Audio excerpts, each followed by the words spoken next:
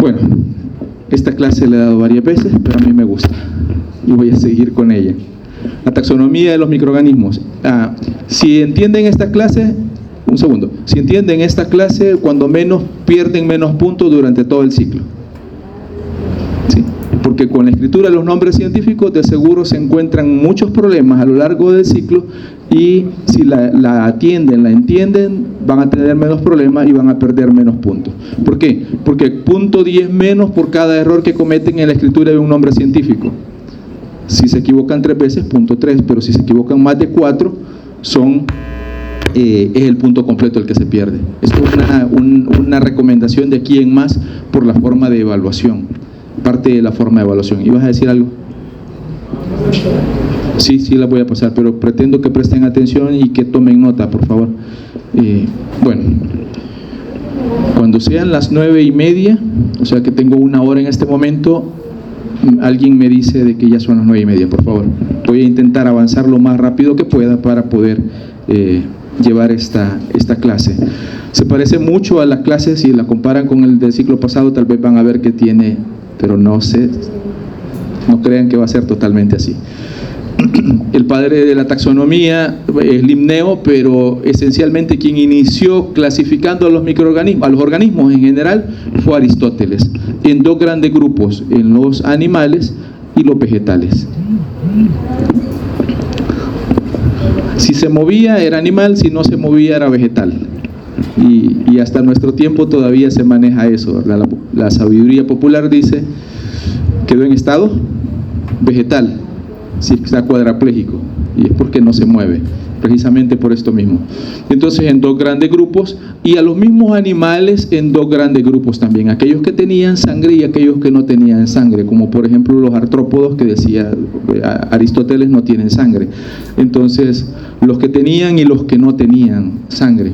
Luego, un discípulo de él, que es Teofrasto, es considerado el padre de la botánica, y Teofrasto lo que hizo fue clasificar a las plantas principalmente por algunas características físicas de ellas. La primera gran clasificación que hizo Teofrasto fue por el tamaño de las plantas, es decir, los árboles, los arbustos, las hierbas, por el tamaño fue clasificando. Entonces, esa era una forma de iniciar, o los esbozos de lo que se considera la taxonomía, porque taxonomía,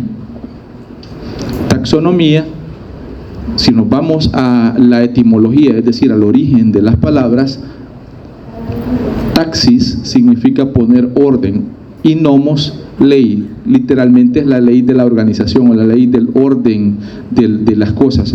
En otras palabras, es ordenar información respecto de alguna cosa. Por eso es taxonomía de los seres vivos, pero hay taxonomía de casi cualquier cosa, es decir, la ordenación o el ordenamiento de la información, en este caso, de los seres vivos. Ese ordenar la información de los seres vivos permite agrupar a esos seres vivos y decir: este tiene parentesco con este y este no tiene ningún parentesco con este otro. Por eso la taxonomía es la ciencia que estudia la clasificación de todos los seres vivos, de todos los organismos vivientes. Ahora, la taxonomía se clasifica en 3 ramas. Una es la clasificación, la segunda es la nomenclatura y la tercera es la identificación. Nosotros vamos a hacer énfasis principalmente en las 2, pero voy a reparar un poco también en la identificación.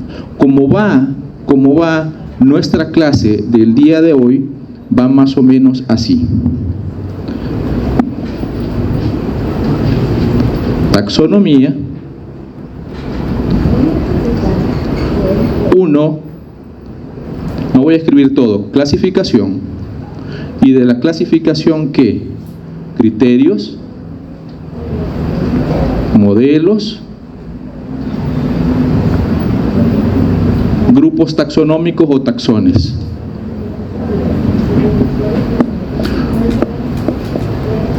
Luego, nomenclatura.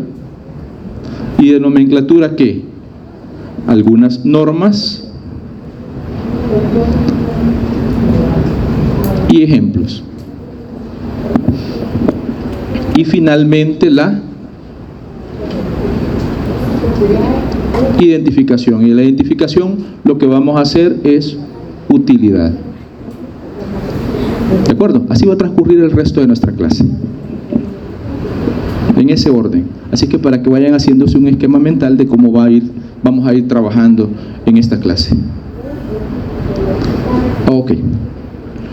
¿Qué es la clasificación? La clasificación entre líneas es la organización. Aquí le he puesto microorganismos, pero vamos a hablar primero de todos los seres vivos. Entonces, la organización de todos los seres vivos con base a semejanzas y parentescos. Organización, ¿en qué términos? En términos de formar grupos. ¿Qué es clasificar? Es organizar en grupos a los seres vivos con base a ciertos parámetros o ciertos criterios. ¿Se entiende eso? Sí, primera rama. Entonces, ¿cuáles son esos criterios? ¿Alguien recuerda? No. Bueno, esto es como si fuese la primera vez. Sí, por ahí anda. Es algo que no dije en la primera clase y quiero decirlo en este momento. Muchachos, si están llevándola por primera vez, por segunda, por tercera, lo que sea vez que la estén llevando, como la película, ¿verdad? Háganlo como si fuese la primera vez, pero bien hecho. Porque de seguro hubo algunas cosas que no estuvieron tan bien en los ciclos que pudieron haber pasado antes, que nos permitieron no tener buenos resultados. Entonces, lo que no podemos darnos el lujo es de repetir conductas que nos lleven a tener los mismos resultados. Si quieren cambios, hay que hacer cosas diferentes. Si no, tendremos exactamente los mismos resultados. Y eso es lo que tendremos que cambiar. Ya, esto es como la realidad, ¿verdad? Yo cambio, ustedes también. Solo me falta vestirme de amarillo. Bueno, los criterios, ¿cuáles son? Son dos grupos de criterios clásicos y criterios moleculares. ¿Por qué clásicos? Porque fueron los primeros en trabajarse y en ser útiles para la clasificación de los organismos. ¿Por qué se les llama clásicos? Porque son los modelos en su género, así se llama. Eso es el término que corresponde a clásico.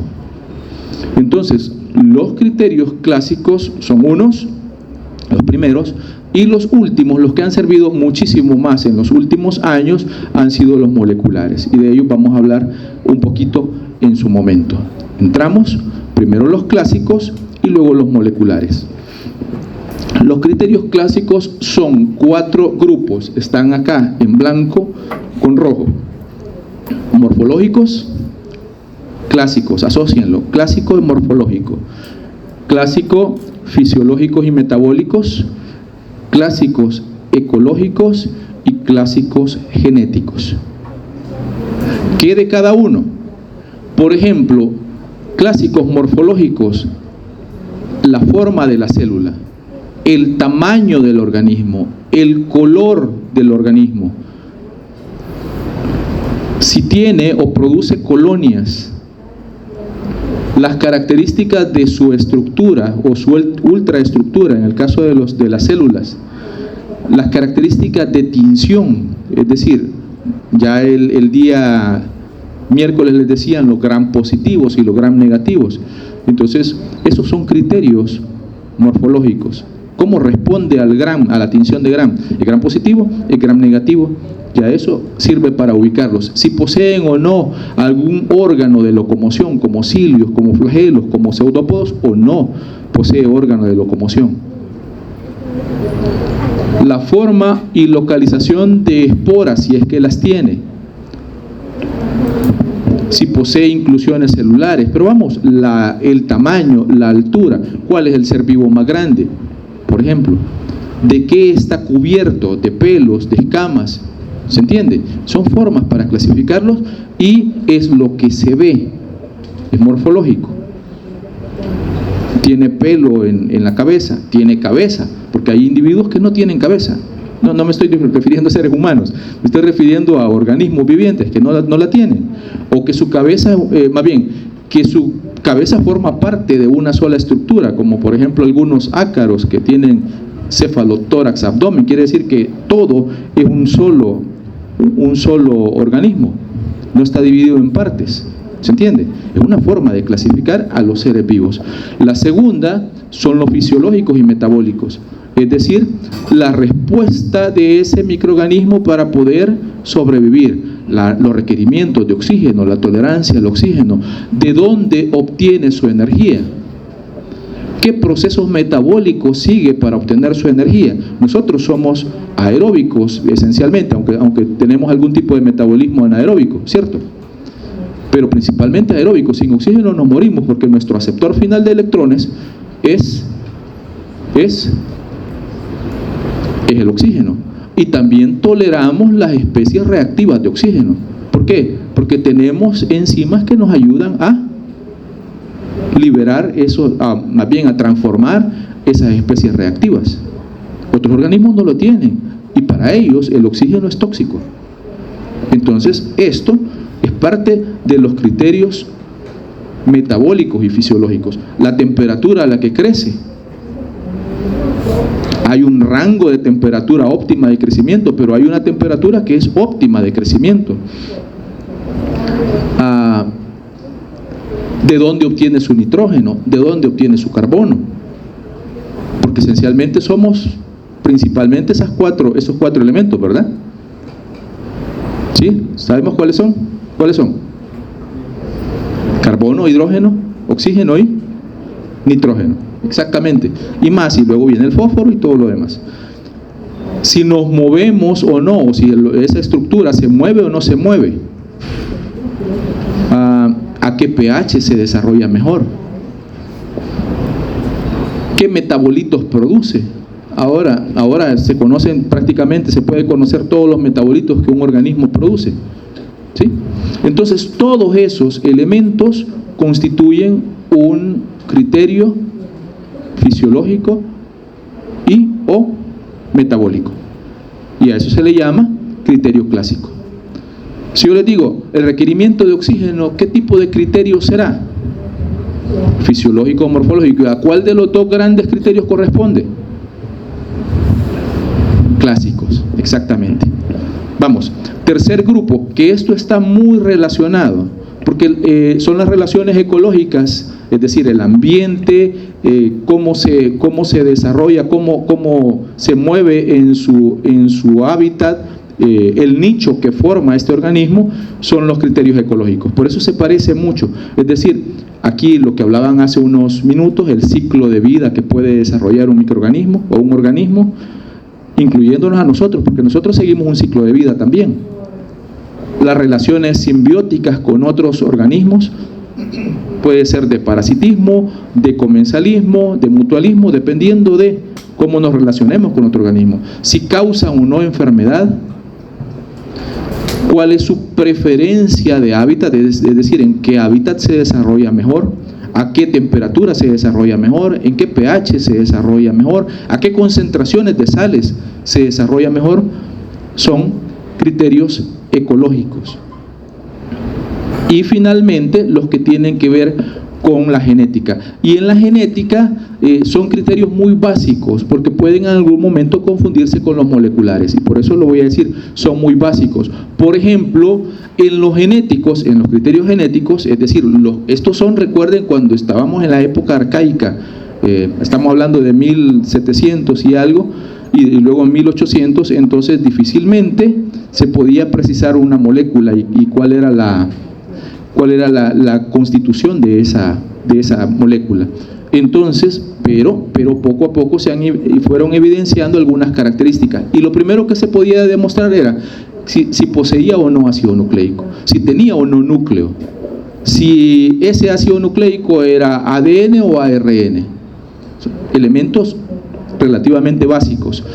Luego vinieron la posibilidad que tenía ese organismo, por ejemplo las células, de poder intercambiar material genético, y ahí hay algunos elementos que sirven para realizar intercambio genético, o algunos mecanismos que sirven para realizar intercambio genético, como la conjugación o la transformación. que pudieran ser infectados por un virus en particular, por ejemplo las bacterias, y los virus de las bacterias se llaman bacteriófagos o fagos, o que presentaran material genético extracromosómico, como por ejemplo los plásmidos, elementos que, si bien es cierto, son moleculares, pero que fueron los primeros indicios de esos elementos moleculares, y a esos primeros indicios se les llama criterios clásicos genéticos.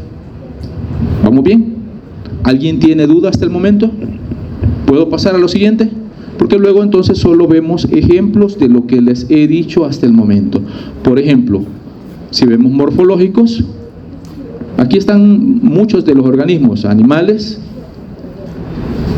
plantas, con los tamaños de los que hablaba Teofrasto, por ejemplo, hongos, que en este caso son los macroscópicos, pero hay microscópicos también, bacterias, protozoarios. Entonces, quiero decir, todos los organismos, todos los seres vivos son susceptibles de poder describirlos morfológicamente. Y aquí tenemos solo un resumen de lo que ya les he dicho, por lo tanto esto lo voy a obviar. Fisiológicos, por ejemplo, si se mueve, si produce algunas enzimas, lo que están viendo acá son medios de cultivo, pero lo que me interesa no es los medios de cultivo, sino la demostración de alguna actividad fisiológica o metabólica de estos organismos. Por ejemplo, si produce o no, aquí esta es una enzima, la coagulasa, si la produjo o no la produjo, es un criterio metabólico y fisiológico. Si produce pigmento o no produce pigmento, ¿se entiende? O sea, no quiero que lo vean, bueno, este viene a enseñarnos cultivos. No, quiero demostrarles que esos organismos se les puede ver, se puede precisar que están produciendo o no, o están siguiendo una ruta metabólica o no la están siguiendo. Por ejemplo, si está fermentando o no un carbohidrato. Si fermenta el carbohidrato, que es la lactosa en este caso, se ven las colonias rosadas. Si no lo fermenta, se ven incoloras. ¿Se entiende? Estamos demostrando lo que está sucediendo. Son criterios fisiológicos o metabólicos. O por ejemplo, en algunos medios de cultivo usted pone una bacteria y ella se desplaza, se mueve mucho en ese medio y forma este aspecto como de olas que se están desplazando. Aquí está demostrando que la bacteria es móvil. ¿Se entiende? ¿Sí? Muy bien. O que produjo enzimas que eran capaces de destruir a los eritrocitos o de causar hemólisis. Son criterios fisiológicos o metabólicos. Esto es parte de los criterios fisiológicos y metabólicos también. Por ejemplo, el pH al que mejor se desarrollan, la temperatura a la que mejor se desarrollan, la presión atmosférica a la que mejor se desarrollan. Y esta diapositiva la puse acá porque es como el limbo entre los criterios fisiológicos y metabólicos con los ecológicos, porque se interrelaciona mucho. De la fisiología del microorganismo va a estar condicionada mucho por el ambiente al que mejor se desarrolle.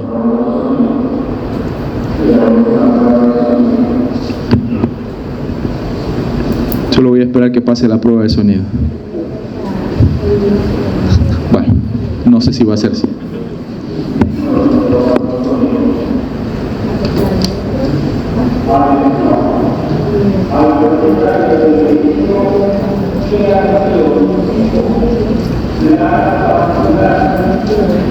Tengo que prestar atención porque si no me toca bajar a la primera planta a buscar el vehículo, pero de alguien más.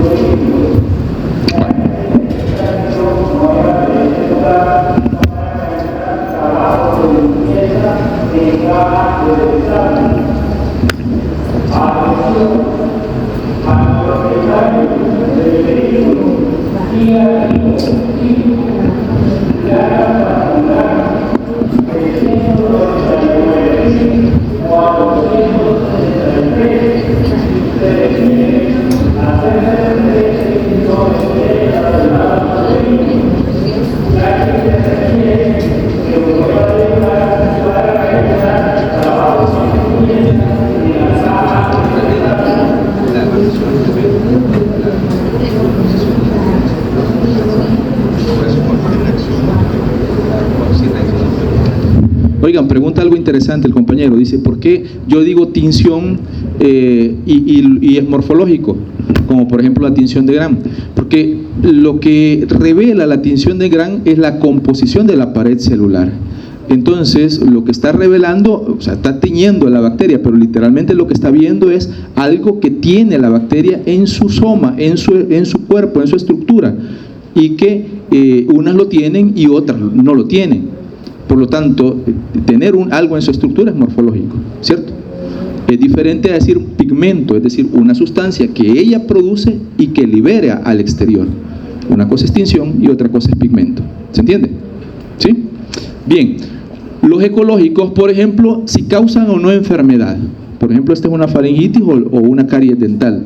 Las relaciones simbióticas que establecen con otros organismos, emparentados o no, los ambientes en los que se desarrollan, las temperaturas o los pHs a los que se puedan desarrollar, el ciclo biológico que pueda seguir ese microorganismo o ese organismo o microorganismo, porque todos los seres vivos seguimos un ciclo biológico, absolutamente todos, diferentes sí, pero todos seguimos un ciclo biológico. Y los genéticos, lo que hablaban, por ejemplo, la presencia de ADN o ARN o de un cromosoma, ¿verdad? De un cromosoma o de un material extracromosomal como son los plásmidos, el tipo, la descripción del cromosoma, si este es lineal, si es circular, es parte de los criterios genéticos clásicos. Si cómo se da el intercambio de material genético aún continúa siendo uno de los criterios genéticos, pero clásicos. ¿Estamos de acuerdo? Entonces, si yo les digo el tipo de ácido nucleico, ojo, tipo de ácido nucleico, ¿corresponde a qué criterio? Genéticos y sería clásicos. Ya si yo les dijera la secuenciación del ácido nucleico, ya no es clásico, ya es saltándonos al otro elemento que sería molecular, y es a lo que vamos. ¿Se alcanza a leer hasta allá atrás? No, ¿o sí? Le cambié color a la letra, pero ¿se ve hasta allá atrás? Se ve, perfecto. Vaya, entonces me alivia un poquito. Los criterios moleculares, hay muchos más, pero algunos de los criterios moleculares son, por ejemplo, la comparación de proteínas. Y cuando hablamos de comparación de proteínas, hablamos de comparación de la secuencia de aminoácidos. 1. La restricción enzimática. Hay algunos organismos, todos los organismos, sobre todo realmente todas las bacterias y los eucariotas, que poseen endonucleasas que permiten o que aseguran de que cualquier ácido nucleico que entre, que sea extraño, sea degradado y que no ocupe o que no sea útil para nosotros o que no se inserte en nuestra estructura de ácido nucleico. Porque si no, tendríamos un híbrido todo el tiempo de organismos, con cada ácido nucleico que está por ahí rondando. Entonces, es una forma de autoprotección. Pero algunos organismos tienen afinidad por algún ácido nucleico y otros por otro. Y esto es porque algunos tienen patrones enzimáticos específicos que permiten cortar algunos ácidos nucleicos y tolerar otros ácidos nucleicos. Entonces, esto genera una especie de huella molecular. Tercero, el patrón de ácidos grasos que tienen algunas o las células en su estructura, por ejemplo, en su membrana plasmática.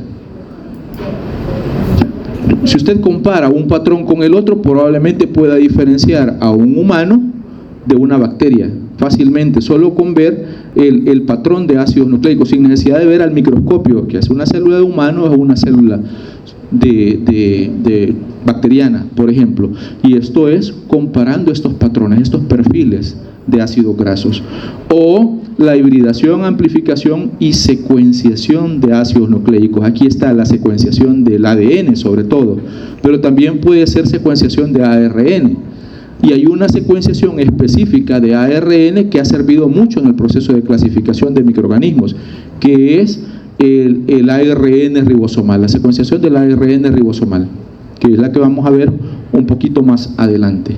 Y aquí tenemos algunos ejemplos de eso. Por ejemplo, comparación de proteínas. Cada letra representa un aminoácido y cada lugar que está marcado acá significa un cambio de un aminoácido de un organismo en relación al otro. La misma proteína, pero un organismo tiene un aminoácido y otro microorganismo tiene otro aminoácido. En este caso, por ejemplo, el SARS-CoV, que es el agente del SARS, es decir, del síndrome respiratorio agudo severo, y el SARS-CoV-2, que es el agente del COVID-19. Entonces, ¿por qué 2? Porque ya había un 1, que es él, y él sirvió como elemento de comparación, las proteínas. Esta es la proteína espícula, para ver diferencias entre uno y el otro. Pero también se pudo ver, o se ha podido ver, cómo esta es la proteína, esta es la secuencia, esta es la proteína. ¿Sí? ¿Se entiende esto? ¿Se entiende perfecto, verdad? No. ¿No se entiende? No, doctor Carlos, no se entiende. Vaya. Entonces, la secuencia es el orden en que están establecidos los aminoácidos de una proteína, pero la estructura que se forma es estructura terciaria de la proteína, es decir, ya hay un plegamiento y ya ustedes saben.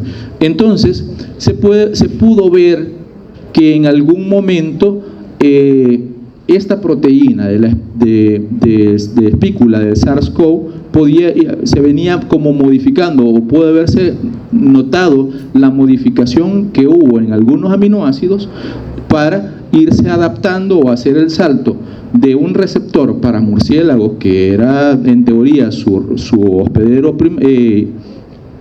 su reservorio y su hospedero inicial, y cómo se dio el cambio hacia el humano, que fue paulatinamente desarrollándose estas modificaciones hasta que llegó a ser la espícula que es reconocida por los receptores celulares de un humano. Entonces, pero lo interesante no es esto, sino por lo que estamos hablando, es por la clasificación y poder describir el orden de los aminoácidos y algunos cambios puntuales que se dan en esos aminoácidos. Lo mismo sucede con lo otro, que es la secuenciación de ácidos nucleicos. Lo que está aquí son especies diferentes. Estas son el orden de los nucleótidos de cada especie, de un gen en particular. Pero lo que me interesa no es todo esto, sino que cuando llegamos a puntos específicos, claro, hay muchos más. Si ustedes son acuciosos van a ver muchos más. Yo estoy señalando solo 2 o más casos, en donde una especie difiere de la otra en un nucleótido. ¿Sí? Y eso se hace comparando una secuencia de un organismo con la misma secuencia, o con lo que corresponde a la misma secuencia de otro organismo. Esto sería secuenciación y comparación de esos ácidos nucleicos. Pero lo que quizás me interesa más para esta clase es en relación al ARN ribosomal. ¿Por qué? Porque el ARN ribosomal contiene estos elementos en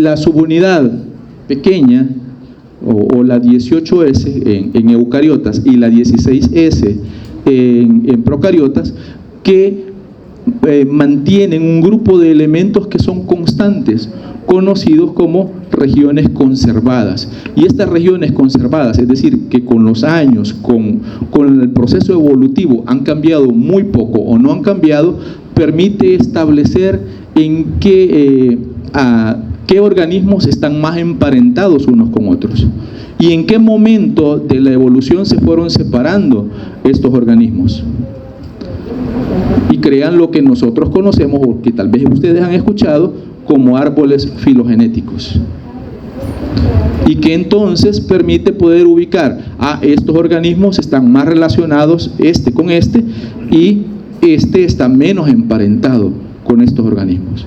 ¿Me estoy dando a entender? ¿Sí o no? ¿No? Cuando nosotros, esto lo voy a hacer, aquí. Solo voy a hacer una breve descripción de esto. Imagínense de que empiezan a revisar varios ARN ribosomales en las unidades 16S y 18S de muchos organismos. No se sabe quiénes son, pero empiezan a ver y que uno cae acá, el otro cae acá, el otro cae acá, son puntos separados. Hay otro que cae acá. Entonces usted empieza a ver de que en algún momento estos organismos, si usted une los puntos, uno sale en esta dirección y el otro sale en esta dirección. Y este está poco o nada emparentado con este organismo. ¿Cómo lo determinó? A través de el ARN ribosomal. ¿Se entiende? ¿O se va entendiendo? Y así se puede ver cuál de ellos o en cuál de ellos tiene características comunes de este y de este. Y que quizá a partir de él surgió o se separaron los organismos en un proceso evolutivo. Y que hay un ancestro común de todos ellos. Eso se puede determinar a través de esto.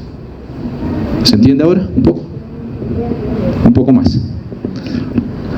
Me interesa que se entienda esto porque va a ser el punto de partida para lo que viene a continuación. Terminamos de ver los criterios clásicos y criterios moleculares y vamos a ver los modelos. Según esto, la historia, para aquellos que me seguían en la clase anterior, esta historia estaba unida toda allá atrás, ¿verdad? Ahora ya no, para que vean que también se cambian las cosas. Por ejemplo, Haeckel logró describir o ubicar un nuevo grupo que llamó protistas, y entonces en aquel momento en donde Aristóteles decía son dos reinos, Haeckel ve que hay microorganismos o organismos microscópicos que pueden formar un tercer reino y le llamó protistas. Ya no eran dos reinos, sino que ahora tres.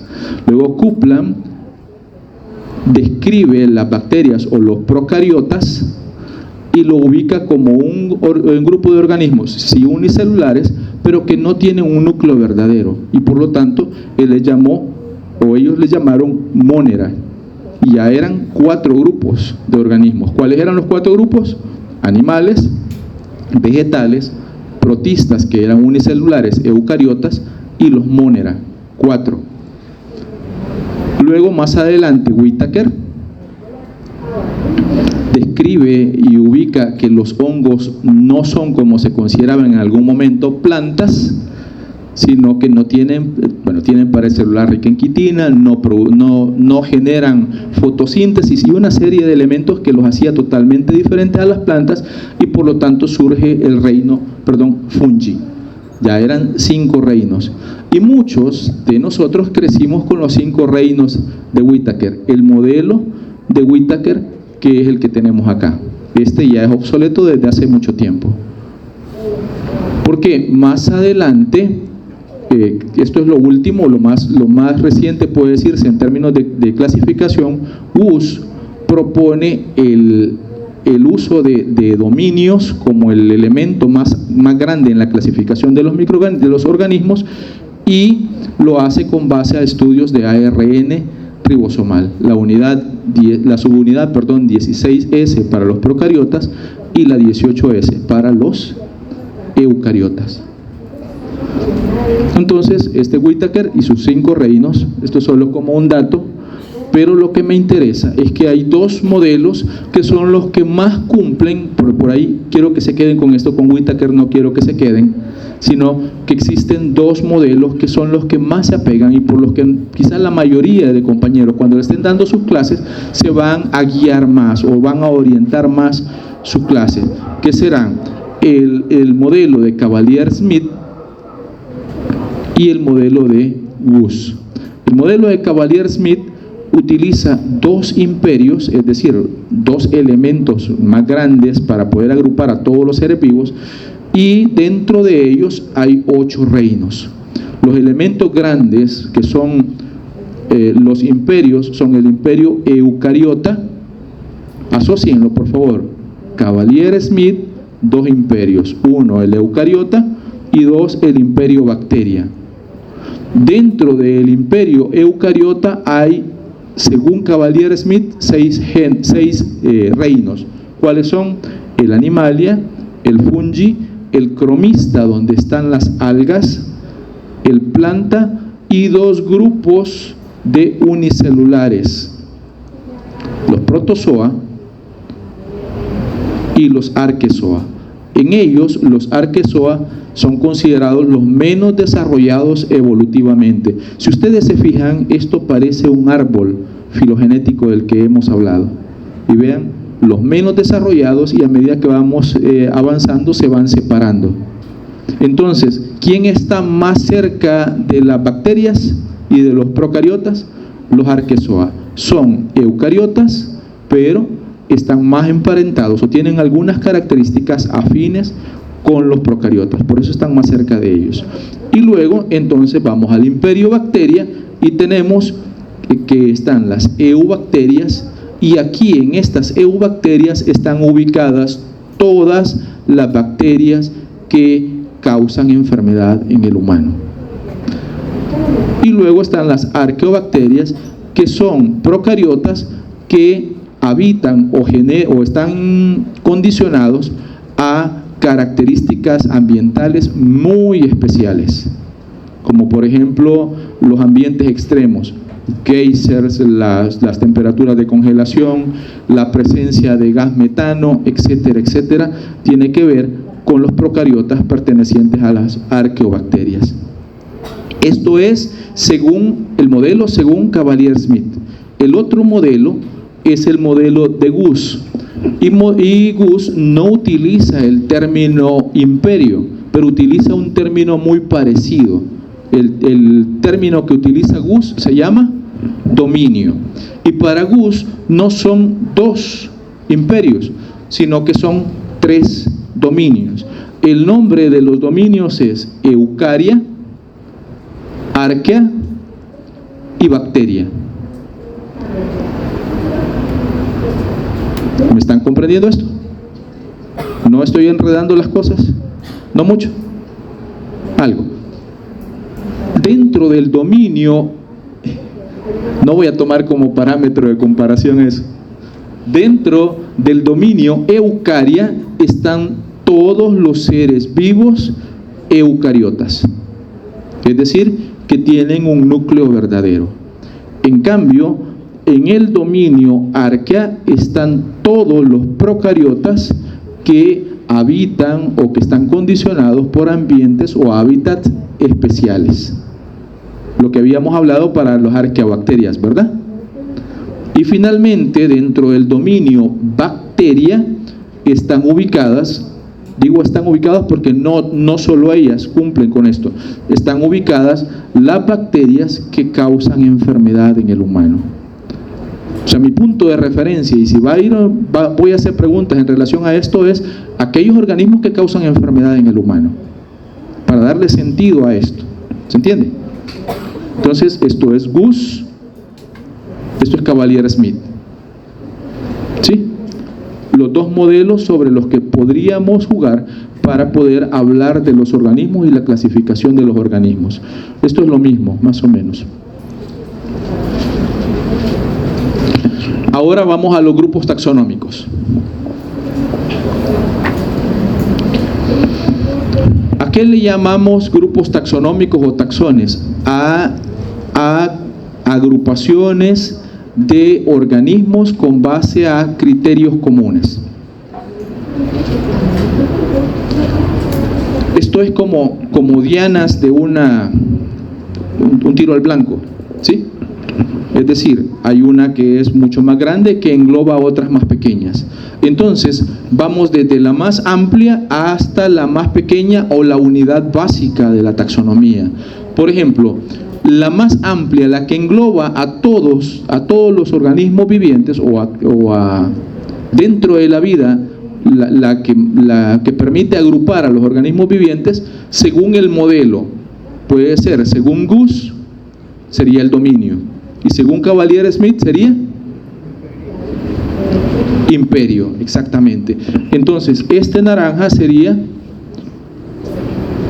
dominio o imperio, según el modelo. ¿Y qué ¿Qué implica el dominio o el imperio? Un grupo de reinos que tienen características afines. Quiere decir, dentro del dominio o el imperio hay reinos. ¿Qué es un reino? Es un grupo de organismos o de filos o divisiones que tiene características similares o afines. Si es planta o si es alga o si es hongo, el siguiente taxón se llamará filo. Si es bacteria, si es procariota, si es arqueobacteria, si es animal, si es protozoo, se llamará, perdón, estoy al revés, si es división, si es animal, si es animal, si es procariota, si es un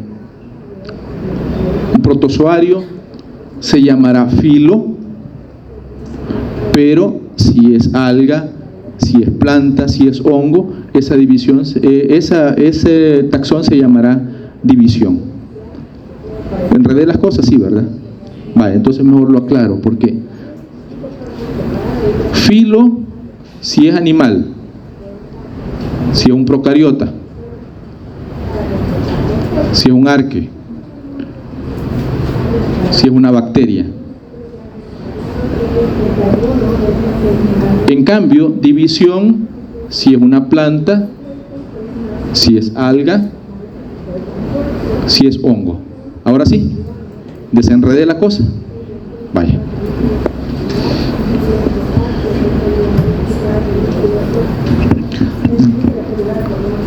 Diga. Vaya.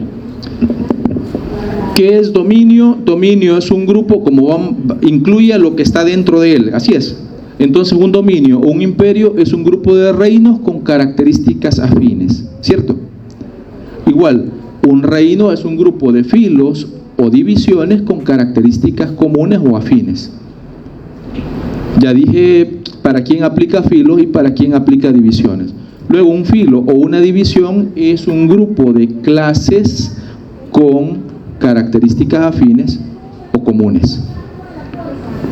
Una clase es un grupo de órdenes con características afines o comunes. Una orden es un grupo de familias con características afines o comunes. Una familia es un grupo de géneros también con características comunes o afines, y un género es una o más especies que tienen características comunes. Por lo tanto, la unidad básica de la taxonomía es la especie.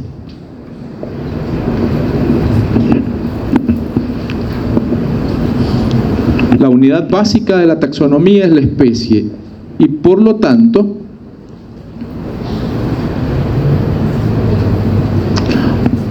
ya vamos a llegar por ahí. Los tres taxones que más se utilizan en microbiología, sobre todo, son familia, género y especie.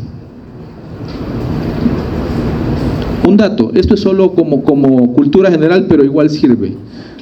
Si es, por ejemplo, en animales, el término que se le, o el sufijo que se le agrega es ide o idae, como está escrito acá. Y por eso, en nosotros, los homínidos, dice hominidae, la familia.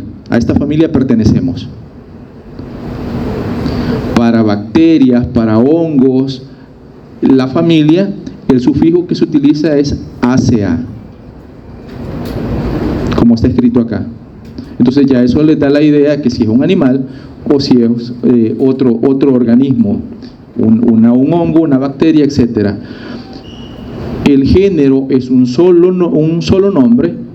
En este caso nosotros somos Homo, pertenecemos al género Homo, pero la especie, esto me estoy adelantando, la especie siempre es una estructura formada por dos partes. Nunca es una sola. La especie no es una sola. La especie es Homo sapiens. Este es el nombre de la especie. Nosotros no somos la especie sapiens.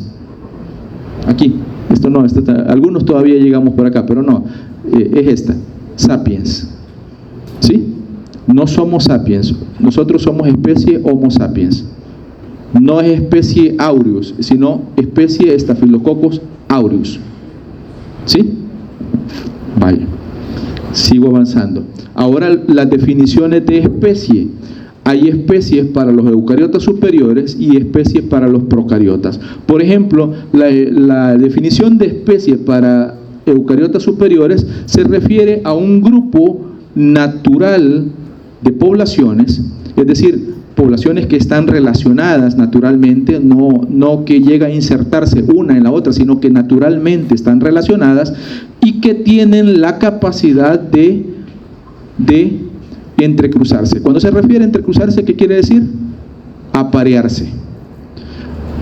Como producto de ese apareamiento generan descendencia, y la descendencia que generan es una descendencia fértil. Esto es la definición de de especie eucariota. Grupo de población natural que sus miembros se entrecruzan o aparean y que generan una descendencia fértil. Y que aunque esté relacionada, es decir, que convivan físicamente con otro organismo, están aisladas de otras poblaciones. Pueden convivir con otra, eso no es problema, pero en ese entrecruzamiento, ese apareamiento, no se hace naturalmente, por ejemplo, de un humano con un caballo, o de un león con un perro. Podrían convivir, pero no se mezclan. Eso quiere decir esto. Eso es la definición de especie eucariota superior. En cambio, en los procariotas, que son unicelulares, no funciona esta idea. Primero porque no hay una capacidad de entrecruzamiento, no hay multiplicación, no hay reproducción de tipo sexual, aunque hay algo que se parece a ello, sino que se define como una colección, es decir, un grupo de cepas con numerosas propiedades compartidas entre ellas. Y cuando me refiero al término cepa, aquí viene la utilidad de que si algunos se vengan adelante. Avi, venga por favor. Emily, venga. Esa es la ventaja. Si se preguntan si me sé los nombres, si algunos me los sé, ¿verdad, Sonia? Que ya me lo aprendí. No. ¿Y Susana? ¿Cómo? Silvia. Ah, bueno, Silvia, vaya. Y cambio nombre también. Bien, venga, Emily, por este lado. Tengo dos organismos. Por favor, no vayan a hacer ningún acto peyorativo después de esto. Emily y Abby, ¿sí? Ella es un organismo, ella es otro organismo. Abby empieza a reproducirse y genera una cantidad impresionante de habitas. Y Emily también por su lado. Todas se parecen. Cualquier parecido con la realidad es pura coincidencia. Todas las Emily se parecen, todas las Abby se parecen. Cuando usted las compara a los dos grupos, ve que son diferentes. Que todas ellas se parecen entre ellas, pero no se parecen a ellas. Ella generó una cepa de organismos exactamente iguales a ellos. Y ella generó una cepa de organismos exactamente iguales a ella. ¿Se entiende la definición de cepa? Son organismos que proceden de un solo organismo y que tienen características exactamente iguales al que les dio origen. Todos son exactamente iguales. Esa es una cepa. Siéntense, gracias. Entonces, por eso la definición de procariota, de especie procariota, es un grupo o una colección de cepas que tienen numerosas propiedades que comparten. Pero no solo eso, sino que cuando se compara con otras cepas, se ve que hay numerosas también características de las que difieren. Eso hace que una sea considerada una especie y otra sea considerada otra especie. ¿Hay alguna pregunta hasta acá? Voy a ver cómo voy con el tiempo. Tengo 22 y una llamada perdida. ¿Cuál dije que era la unidad básica de la taxonomía? Especie. Ven, ya aprendimos algo. Entonces, hay niveles taxonómicos inferiores al de especie. Cuando se habla de niveles que son agrupaciones o grupos taxonómicos inferiores al de especie, que es la unidad, esto es como 25 centavos, ¿verdad? 50 centavos, es decir, menores que la unidad, entonces se le llama subtipificación o subespeciación, es decir, abajo de. Y uno de los elementos que sirve para poder considerar a los organismos abajo de especie, el primero es la subespecie. Es decir, organismos que pertenecen a la misma especie, pero que difieren en algunas características en relación a la especie. Y aquí aprovecho para meter abreviaturas. ¿Cómo se abrevia especie? SP. ¿Cómo se abrevia especies en plural? SPP. ¿Cómo se abrevia subespecie? SSP. Esto es un trabalengua. Singular, plural. Trabajo mental. ¿Cómo se abreviará subespecies? Exactamente, SSPP. Muy bien, ven que sí, eso es trabajo mental, un poquito de trabajo mental. Otro que está abajo de subespecie, me refiero a taxón o nivel de subespeciación que está abajo de taxón, es cuando se buscan características antigénicas, no una sino varias de unos organismos. A eso se le llama serogrupos, cuando comparten alguna, más bien más de una característica antigénica. Ellos son serogrupos. Cuando se clasifica con base a una sola característica antigénica, se llama serotipo o serovariedad. Si el elemento que se utiliza como criterio es una característica fisiológica, entonces será biotipo o biovariedad. Por ejemplo, ¿a qué temperatura crece mejor? Si este crece mejor a 25 grados y el resto crece mejor a 31, entonces el de 25 será una biovariedad y el de 31 será otra biovariedad. ¿Se entiende? Es una característica fisiológica. Si la característica que sirve para agruparlo es morfológica, será morfotipo o morfovariedad.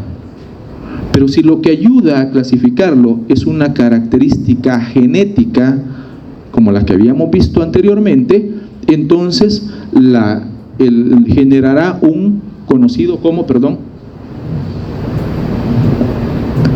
genotipo o genovariedad. ¿Se entiende esto? El criterio va a marcar cómo se le va a llamar.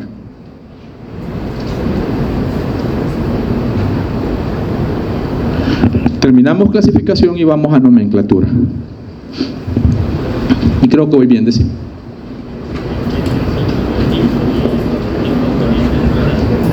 ¿Sí? No. Puede no haber subespecie. Es decir, hay especie y puede o no haber subespecie. Pero luego,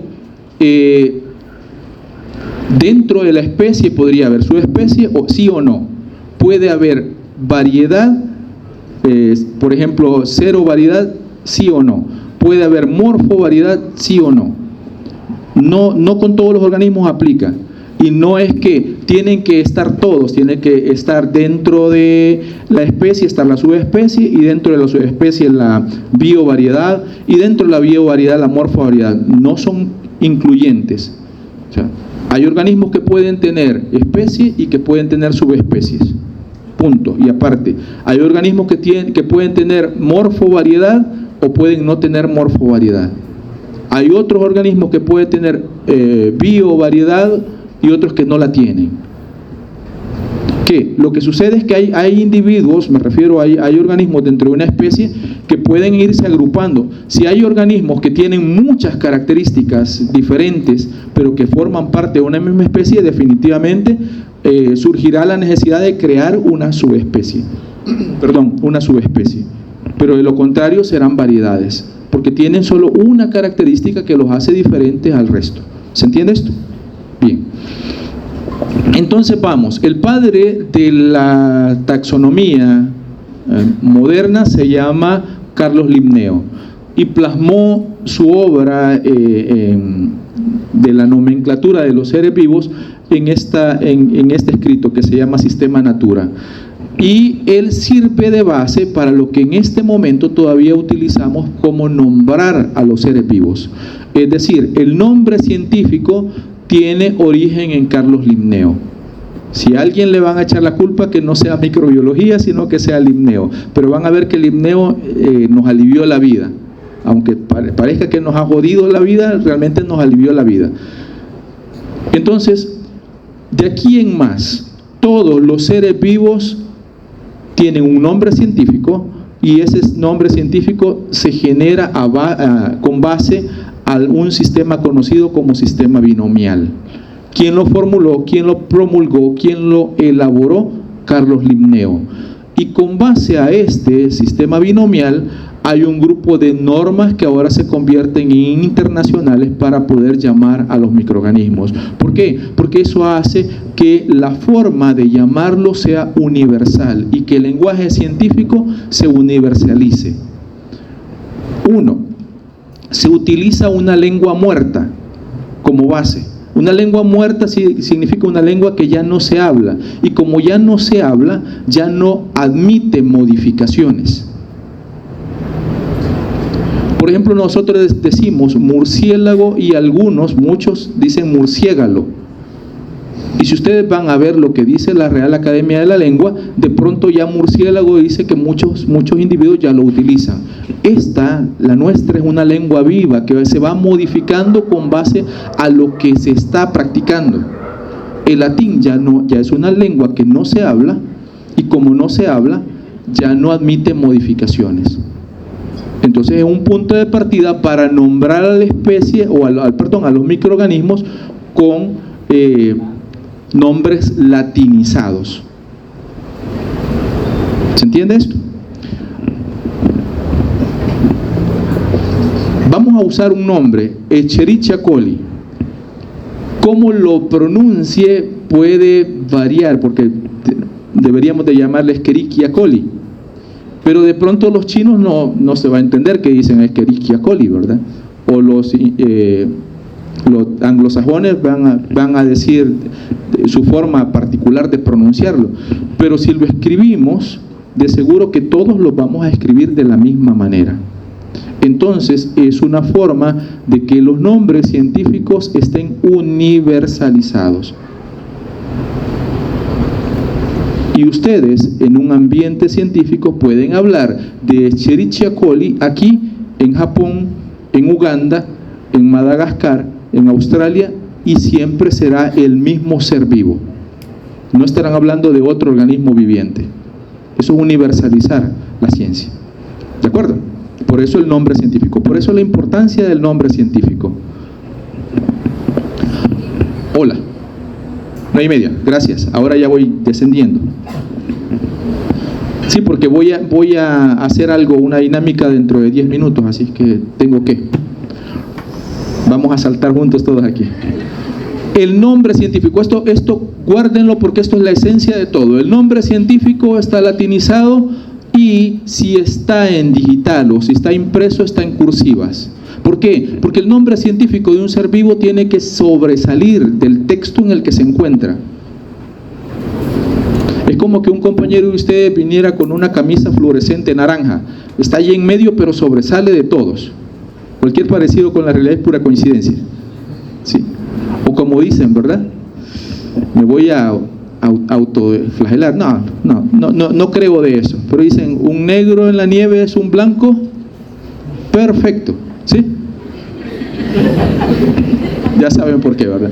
Entonces, igual me da. Lo que quiero decirles es que tiene que sobresalir del texto. Y si está en digital o si está impreso, está en cursiva. Pero si está manuscrito, siempre guárdenlo esto, siempre, aunque haya una línea abajo, hay que subrayarlo. ¿Por qué? Porque un nombre científico tiene, por norma, que sobresalir de su contexto. Ese es el punto. Es por norma. Consta siempre de dos partes, no de una, de dos partes. Un nombre genérico, que es conocido como género, y la primera letra de ese está escrita en mayúscula, y un nombre específico que también se escribe en cursiva, se subraya, y que todas sus letras están en minúscula. Para eso, entonces esto ya lo dije, esto solo para recordar el favor que nos hizo Limneo. Antes así se le llamaba al organismo, se le describía todo como era, y vino Limneo y cambió eso.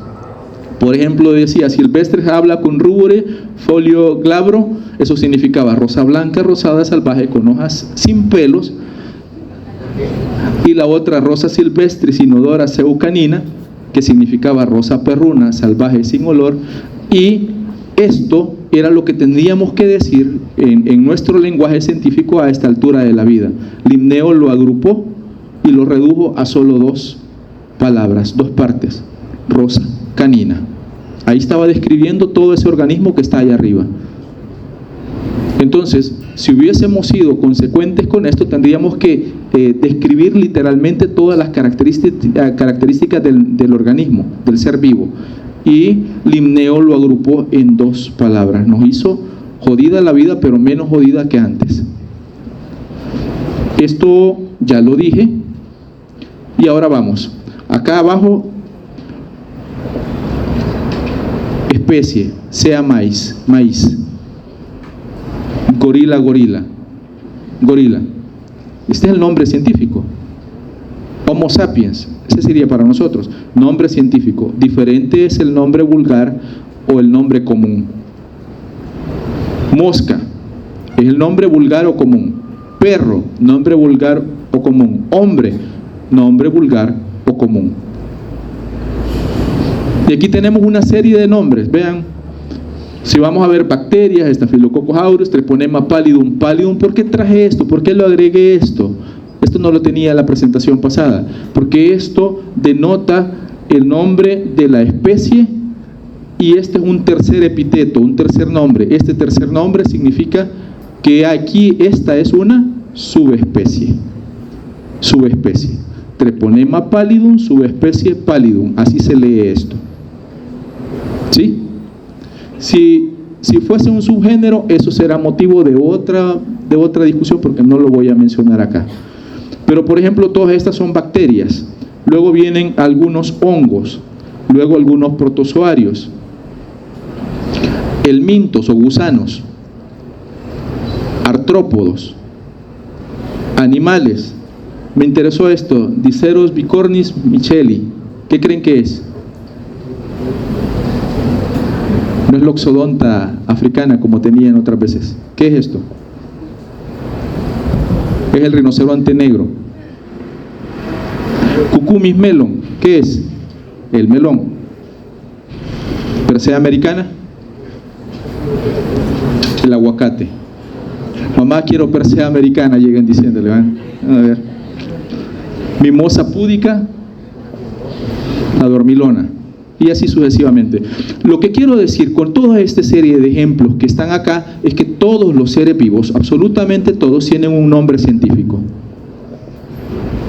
Y aquí están de dónde se originan. Esto no me interesa como para poder preguntárselo, así que pueden ir y revisarlo cuando les pase la presentación. Más que todo me interesa para que sea un método mnemotécnico y ustedes recuerden a qué se refiere. ¿Ibas a preguntar algo? No. Mira, si nos preguntas a nosotros, quizás preferimos que subrayen primero uno y luego el otro, pero no hay escrito nada que diga que es una sola raya, que no está permitida. No hay escrito absolutamente nada que diga eso, ¿ya? Pero si nos preguntas a nosotros, preferimos que sea en orden, primero una y luego la otra, ¿ya? Eso sí, que haya una raya abajo no significa que no deba subrayarse, porque tiene que sobresaltar sobre el texto. Esa es la esencia de la cosa. Y este es el otro, pero no me interesa esto. Vean, nombre científico, género, especie, pero cuando le dicen especie de gato, Felis catus, siempre tienen que ir los dos nombres, nunca va uno solo. Si le preguntan la especie de tal cosa, ustedes imagínense, ahí tienen que ir dos nombres, no uno. Este es el nombre común o vulgar, gato doméstico. Igual, Homo sapiens. La especie nuestra se llama Homo sapiens, no se llama sapiens. Y el nombre vulgar, somos humanos u hombres. Voy a parar un momento aquí. Tengo 38. Doctora, ¿me ayuda? Vamos a hacer un ejercicio con ustedes. Por favor. Que lo pasen desde acá. Desde cada fila. Por favor.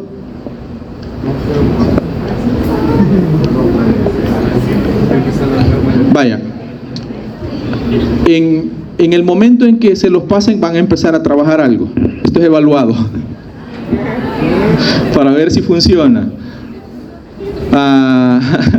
Vamos a ver. No, este es un taller. Eso es un tallercito. Eso no es evaluado, sino que busquen responder lo más concienzudamente posible, porque la idea es que haciendo se aprende, ¿sí? Entonces se les va a pasar eso. Son 15 preguntas. Valoren lo que está ahí, escríbanlo. No me lo va. Diga, Carlos. Vale 2 puntos, dice Carlos. Sí, para el parcial, vamos a ver. Bien, terminamos con esto. La identificación es la última de las ramas de la taxonomía y es un proceso de caracterización del microorganismo para determinar su clasificación. ¿Qué quiere decir esto? Solo préstenme atención un minuto, porque es el que va a demandar esto. La identificación es realmente la parte práctica de la taxonomía y es la que ustedes, o con la que ustedes van a estar en contacto durante su carrera.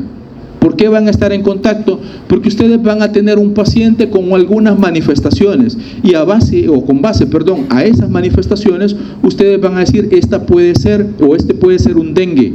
Entonces vamos y hay que clasificarlo, hay que identificarlo, ver si realmente se trata de dengue.